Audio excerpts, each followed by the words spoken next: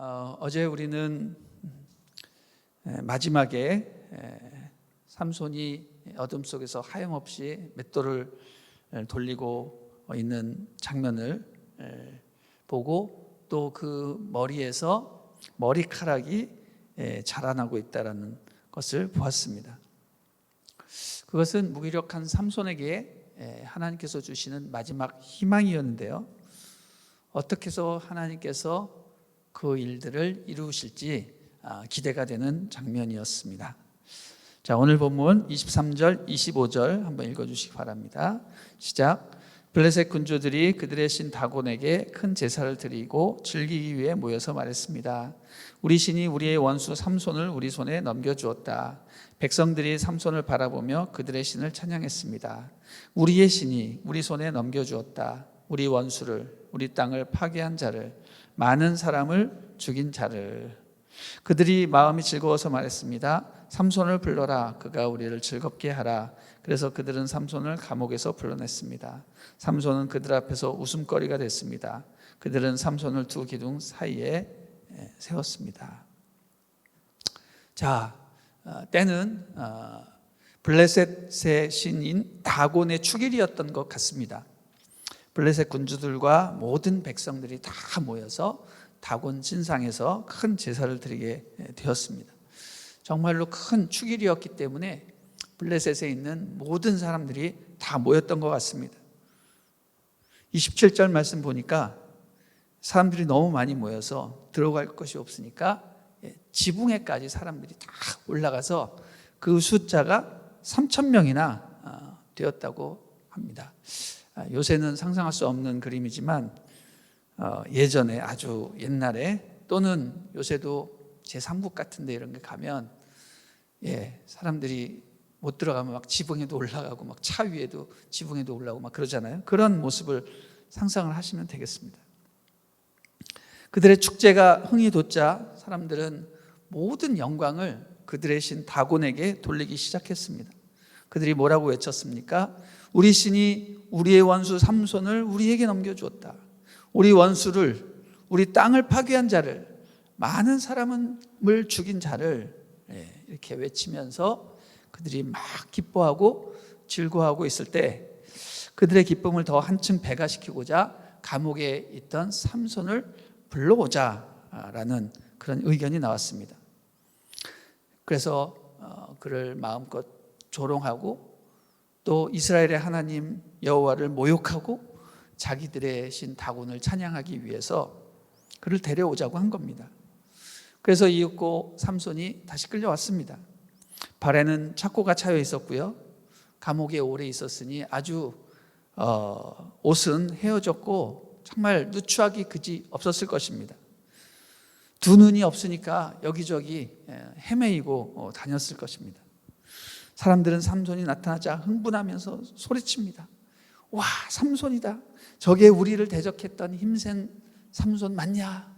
막 웃으면서 그들은 마음껏 삼손을 조롱하고 능욕하고 일부러 넘어뜨리기도 하고 사람들 앞에서 온갖 재롱을 떨게 하면서 그들의 즐거움은 최고조에 이르게 됩니다. 우리 26절 한번 읽어주십시오. 시작. 그때 삼손이 자기 손을 잡고 있는 소년에게 말했습니다. 이 신전을 떠받치고 있는 기둥을 내가 만질 수 있게 해주시오. 그곳에 내가 좀 기대하겠소. 자, 삼손은 앞이 보이진 않지만 그들이 하는 모든 조롱과 비방의 소리를 다 듣게 되는 거죠. 군중의 함성 소리로 자기는 지금 어디에 와 있으며 얼마나 많은 사람들이 모여 있는지를 짐작을 합니다. 그래서 자기 곁에 있던 소년에게 부탁을 합니다. 야, 이쪽으로 와서 이 신전을 떠받치고 있는 기둥이 어디에 있는지 나를 데려다다오. 내가 거기에 좀 기대야 되겠다. 이렇게 말을 합니다. 그래서 소년의 손을 붙잡고 그 기둥 사이에 서게 됩니다. 그리고 신전을 받치고 있는 그 육중한 돌 기둥을 이렇게 만져보면서 하나님께 기도를 합니다. 주 여호와여, 부디 저를 기억해 주십시오. 하나님이여 이번 한 번만 저에게 힘을 주십시오. 제 두 눈을 뺀 블레셋 사람들에게 단숨에 복수하게 하소서. 이런 기도를 합니다. 여러분, 삼손의 입에서 나온 정말 모처럼의 기도였습니다. 하나님, 나를 도와주십시오. 이런 기도를 잘 하지 않았습니다. 왜냐하면 그는 그의 힘을 의지하고 있었기 때문입니다. 그런데 언제 그런 기도를 또 했었습니까? 한때 그 레이의 에나꼬레에서 정말 목이 말라 죽을 지경이라서 이런 비슷한 기도를 했습니다. 하나님이시여, 저에게 물을 주십시오. 목이 말라 죽을 지경입니다. 이렇게 해서 간절한 기도를 올린 적이 있습니다. 그 이후에 오랜만에 정말 모처럼 하나님을 찾는 그런 기도를 올렸습니다. 아니, 그때보다 더 간절하게 하나님을 찾고 자신에게 힘을 달라고 간구를 했습니다. 그렇게 기도를 하고 나서 무엇을 했습니까? 그 신전을 바치고 있던 기둥을 힘껏 밀어 제쳤습니다. 그리고는 그렇게 외쳤습니다. 내가 블레셋 사람들과 함께 죽을 것이다 하면서 성전의 기둥을 무너뜨리니까 어떻게 됩니까? 거기에 있는 모든 돌이 그냥 쏟아지는 거죠. 그 천장에 올랐던 3,000명 이상의 사람들, 그리고 거기에 있었던 블레셋 군주들, 모든 귀인들, 백성들, 삼손을 조롱하고 이스라엘의 하나님을 모욕하고 있던 모든 사람들이 다 한꺼번에 죽게 되었습니다. 이것은 엄청난 사건이었습니다. 신문이 없어서 그렇지 고대 근동에 대서특필 때 그런 엄청난 사건이었습니다. 그래서 성경은 기록합니다. 그리하여 그가 죽을 때 죽인 사람의 수가 그가 살아있을 때 죽인 숫자보다 더 많았다. 이렇게 말합니다.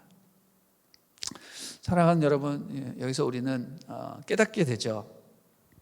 삼손이 비록 개인적인 삶에는 실패하고 부도덕한 그런 삶을 살았지만 하나님의 사명적인 측면에서 본다면 그는 죽기까지 자기 역할을 다 완수하고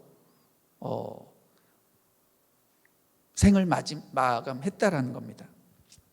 세상은 성공과 실패를 어떤 관점으로 바라보냐면요, 자기 자신이 큰 영광을 얻고 또 자기 자신에게 큰 이득이 있으면 성공한 겁니다.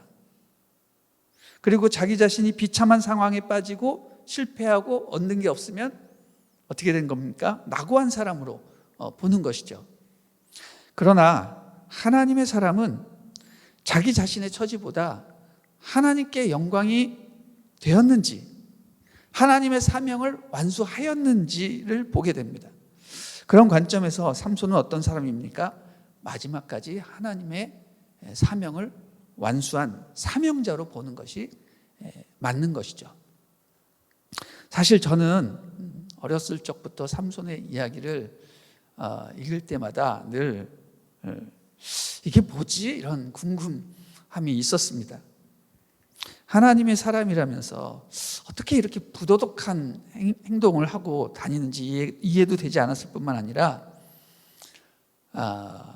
하나님께서 블레셋 사람을 많이 죽인 것으로 면죄부를 주시는 것 같아서 사람을 많이 죽였다고 이렇게 좋아하시나, 이런 이상한 생각마저도 들기도 했습니다.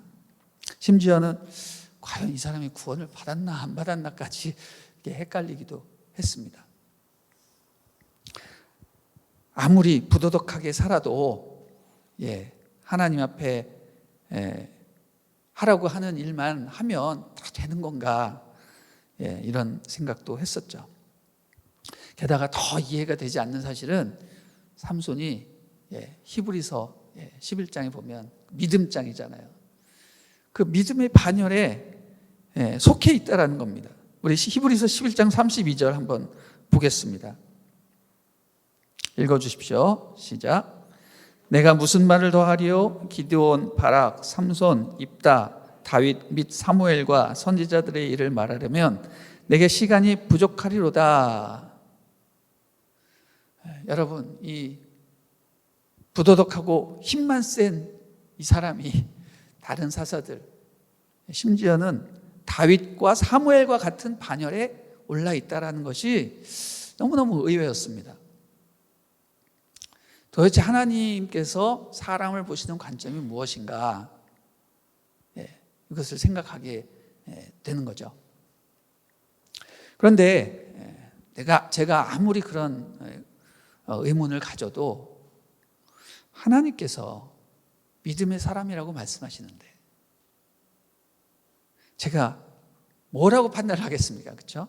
성경에 분명히 그렇게 기록이 되어 있는데, 그래서 주님의 관점으로 다시 한번 삼손을 바라보게 되었습니다. 그러니 뭔가 이렇게 좀 새로운 게 잡히더라고요. 여러분, 삼손은 어떤 사람입니까? 태어날 때부터 나실인으로 구별된 사람입니다. 오늘날로 말하면 적당한 비유가 될지 모르겠지만 부모의 서원에 의해서 태어날 때부터 모태신앙을 가진 사람이라고 볼 수 있는 거죠. 자기 의지와 상관없이 태어나면서부터 자기는 신앙인이 되었고, 그리고 선택받은 헌신된 사람이 된 거예요. 자기 의지와 상관없이 하나님의 선택과 부르심으로 태어날 때부터 큰 은혜를 받고 엄청난 능력을 받은 사람으로 살아가게 된 겁니다. 그는 어려서부터 쭉 나실인으로서 구별된 거룩한 삶을 살아야 합니다. 술도 먹어서는 안 되고요. 더러운 곳에 근처에 가서도 안 됩니다. 머리를 함부로 자기 마음대로 파마를 할 수도 없고 염색을 할 수도 없고 깎을 수도 없습니다. 자연인으로서 오로지 하나님만 즐거워하며 살아야 하는 겁니다. 여러분, 세상의 모든 즐거움을 다 버리고 하나님만 바라며 하나님만 예배하며 산다는 삶 자체가 얼마나 멋있고 아름답고 이상적입니까? 그렇죠? 그런데 따지고 보면 그런 하나님을 향한 그 즐거움은요, 이 세상을 다 누려보고 정말 이 세상을 헛되구나 라고 깨달은 사람이 하나님을 그렇게 즐거워하고 하나님만 바라보며 이렇게 살아갈 수 있는 것이지, 태어날 때부터 그런 것을 한 번도 경험해 보지 못한, 어려서부터 그냥 쭉 경건한 교육만 받고 그렇게 살면서 계속해서 너는 하나님의 사람으로 살아야 된다라고 강요를 받으며 사는 사람은요, 그것이 정말 진정한 즐거움인지 모를 수 있다라는 거죠. 언제 그가 탈선하여서 삼손처럼 부도덕한 삶을 살게 될지 우리는 알 수 없는 겁니다. 여기 우리 자녀들 다 키워봐서 알잖아요. 어려서 그렇게 정말 거룩하고 경건하고 정말 이런 애는 없을 거다라고 생각했지만 결국 나중에 어떻게 됩니까? 탈선하고 삐뚤어 나가고 기도 제목이고 그런 경우가 많이 있습니다.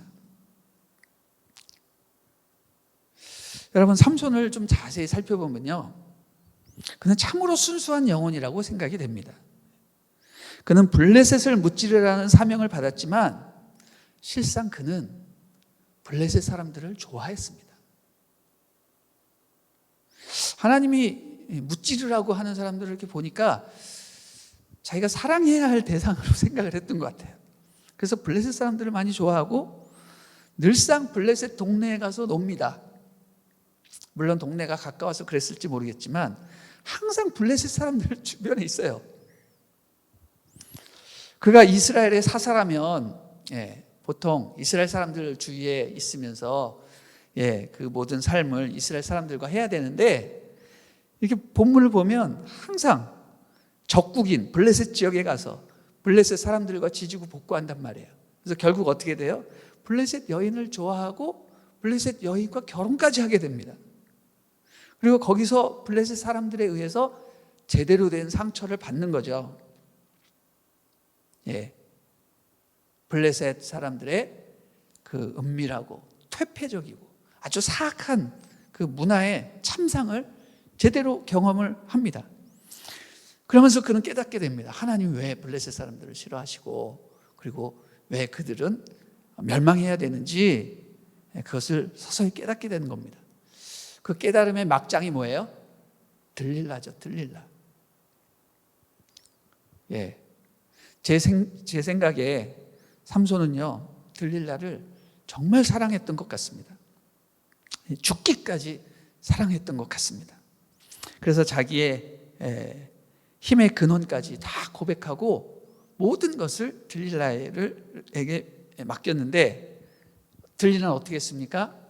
삼손을 배신했습니다. 그를 이용해서 돈을 벌고 그를 그냥 버린 것입니다. 여러분, 들릴라만 우리가 탓할 것이 아니라 그 타락한 문화에 사는 사람들은요 다 그런 것 같습니다. 그게 정상인 것 같아요. 어두운 세상에서 진정한 사랑을 말해봤자 소용이 없는 겁니다.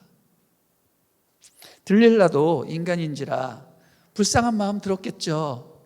그리고 삼손이 그렇게 사랑을 해주는데 그를 사랑하지 않았겠습니까? 그러나 그 당시 그 블레셋의 문화의 최고는 뭐냐면 돈이었습니다.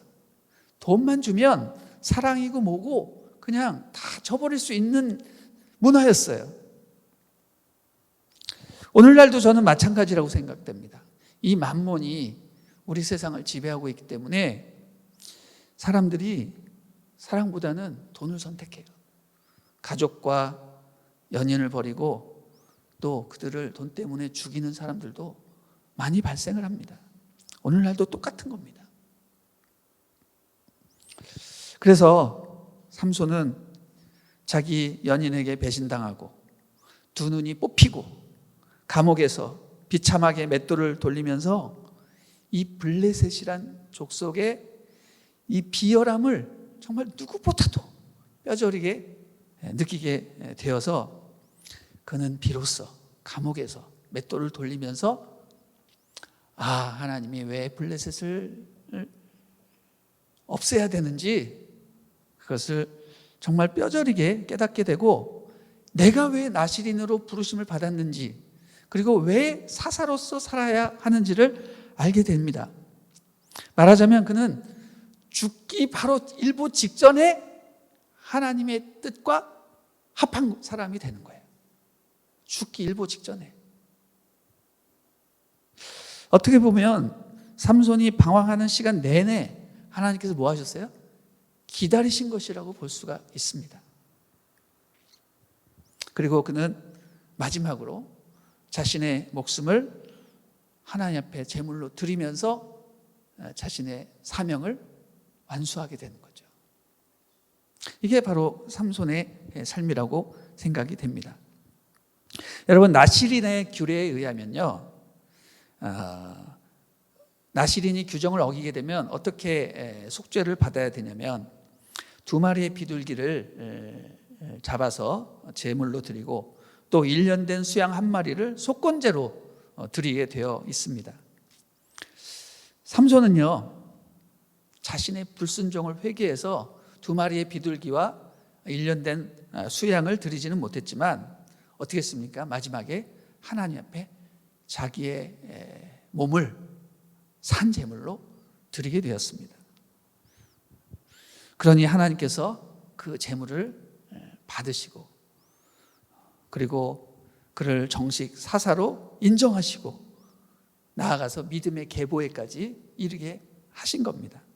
자, 우리 마지막 31절을 한번 보십시오. 뭐라고 그의 삶을 결론 짓는지. 그리고 그의 형제들과 그의 아버지 집안 사람 모두가 내려와 삼손의 시체를 가져갔습니다. 그들은 그의 시체를 소라와 에스다올 사이에 있는 그의 아버지 마노아의 무덤에 묻었습니다. 그는 사사로서 20년 동안 이스라엘을 다스렸습니다. 자, 그는 비록 죽었지만 그의 몸이 더럽혀지지 않도록 그 블레셋에서부터 그 가족들이 다 와서 그것을 갖고 와서 자기 집안 그에 있는 그 선친 자기 아버지의 무덤에 묻고, 또 어떻게 합니까? 하나님께서 그를 명명하시기를 그는 20년 동안 블레셋을 무찌르는 사사로 인정을 하시게 됩니다. 자, 이게 바로 삼손의 일생이었다는 것이죠. 여러분, 삼손의 삶을 이렇게 정리해보고 싶습니다. 그는 사랑해서는 안 될 사람을 사랑한 비참한 사람이었다. 동시에 그러나 마지막에는 하나님의 뜻을 확인하고 하나님의 뜻을 완수한 사명자였다. 이렇게 정리를 해볼 수 있을 것 같습니다. 동시에 삼손의 삶을 이렇게 묵상을 하면요, 정말 눈물 날 정도로 우리들의 모습, 저의 모습과 똑같다는 사실을 알게 됩니다. 여러분 동의하시죠? 저만 그런 거 아니죠? 여러분 여기 계신 모든 분들은 다 하나님으로부터 부르심을 받은 사람들입니다. 그런데 모두가 다 하나님 앞에 정말 계명을 잘 지키며 하나님 말씀에 합당한 삶을 살고 있는가? 라고 물어봤을 때 참 우리가 할 말이 없음을 알게 됩니다. 정도의 차이는 있겠지만 다들 부끄러운 모습입니다. 그게 바로 우리의 모습이라는 것이죠. 그러나 하나님께서는 우리를 부르시고 선택하시고 기다리시는 분이라는 겁니다. 하나님의 부르심에 순종하여 그 사명을 감당할 때까지 성령을 보내주시고 끝까지 참고 기다리시는 분이 누구냐? 바로 우리 하나님이시라는 겁니다. 우리는 하나님의 그 부르심과 사명을 생각하기보다는요, 순간순간 저지르는 실수와 죄악들에 굉장히 민감한 경향이 많이 있습니다. 우리가 죄를 지면요, 그냥 단순하게 빨리 회개하고 하나님께 돌아가면 되는데, 그렇게 못해요. 자꾸 주저하고 숨기고 도망다니고 자기 하고 싶은 대로 하고, 그러다가 어떻게 됩니까? 삼손처럼 두 눈이 뽑히고 발에 착고가 차이고 평생 맷돌을 돌리는 일을 해야지만 비로소 그것을 깨닫게 된다는 말이에요. 여러분 삼손이 주는 교훈은 뭐냐면 거기까지 가지 말라라는 얘기예요. 제발 그렇게까지 비참한 삶을 살지 말고, 몸이 성할 때, 건강할 때, 하루라도 젊었을 때 하나님의 일을 복수의 마음으로, 슬픔과 억지로 그렇게 하지 말고 어떻게 하라고요? 기쁨과 감사함으로 찬양하며 밝은 태양 아래에서 사명을 감당하라. 이런 교훈을 주시는 것 같습니다. 하나님은 우리를 사랑하시고 그 사랑을 결코 변개치 않으십니다. 우리를 끝까지 기다리십니다. 그런 하나님을 위해서 우리는 최선을 다하고 하나님께 우리의 삶을 드리고 믿음의 계보에 다 올라가는 것이 주님께서 가장 기뻐하시는 뜻이라는 것입니다. 사랑하는 여러분, 오늘로서 삼손의 그 삶을 우리가 다 마무리하고 정리하게 됩니다. 여러분 삼손처럼 사시지 마십시오. 삼손보다 더 헌신된, 더 밝고, 그리고 하나님께 영광받는, 하나님께 온전히 삶을 드리는 그런 삶을 사시기를 주님의 이름으로 축원합니다.